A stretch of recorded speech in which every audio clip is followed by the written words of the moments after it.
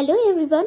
তো আজকের ভিডিওটা একটু মন খারাপ দিয়ে শুরু করলাম, কেননা আজকে আমাদের দীঘার লাস্ট ডে। এই কদিন আমরা দীঘাতে থেকে এত এনজয় করেছি যে আমাদের কাছে এই দীঘাটা অনেক কাছের হয়ে উঠেছে। ওর জন্য দীঘাকে ছেড়ে আসতে আমাদের খুবই মন খারাপ করছিল। কিছু তো করার নেই, আসতে তো হতোই। তাই সকাল সকালই বেরিয়ে পড়লাম সমুদ্রটাকে লাস্ট বারের মতন টাটা জানাতে। যেহেতু সকাল সকালই এসেছিলাম, ওর জন্য খুবই জোয়ার চলছিল, ওর জন্য সমুদ্রের ঢেউটাও সামনে এগিয়ে চলে এসছে।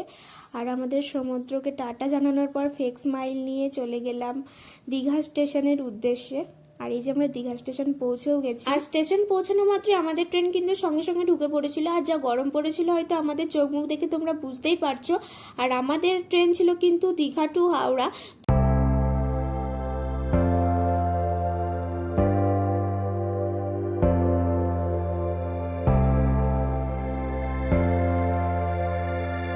তারপরে আমরা হাওড়া থেকে বাস ধরে চলে এলাম শিয়ালদা স্টেশনে। আর এখানে এসে আমরা কিছু জল, কোল্ড ড্রিঙ্কস কিনে নিয়েছিলাম যাতে আমাদের ট্রেনে অসুবিধা না হয়। আর গরমে আমার তো পুরো নাজেহাল অবস্থা, সেটা হয়তো আমার ফেস দেখে তোমরা বুঝতে পারছো।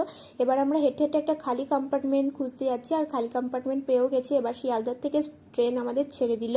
অ্যান্ড দেন তারপরে আমাদের সবারই প্রচণ্ড খিদে পেয়েছিল, ওর জন্য আমরা একটু ঝালমুড়িও খেয়ে নিলাম, যেটা খেতে খুবই টেস্টি ছিল। আর এই যে গরমে দেখো পুরো কালো হয়ে গেছি। আর আমরা বেরিয়েও পড়েছি দেবগ্রামের উদ্দেশ্যে। আর আমার দীঘার কিন্তু পার্ট 1 পার্ট 2 ভিডিও চলে এসেছে, তোমরা যারা দেখতে চাও তারা দেখতে পারো। আমি ওখানে দীঘায় গিয়ে কি কি করেছি সমস্ত কিছু ওখানে শেয়ার করেছি। আর আমরা কিন্তু অনেকটা রাস্তা অতিক্রম করেও ফেলেছি। আর কিছুক্ষণ পরেই আমাদের গন্তব্য স্টেশন চলে আসবে, আমাদের দেবগ্রাম স্টেশন। একদিকে অনেক কষ্ট হচ্ছে যে দীঘাকে ছেড়ে আমরা চলে এলাম, আবার একদিকে অনেক আনন্দও হচ্ছে যে এতদিন পর আমরা আবার বাড়ি ফিরবো। যাই হোক, নিজের বাড়ি নিজের কাছে স্বর্গ।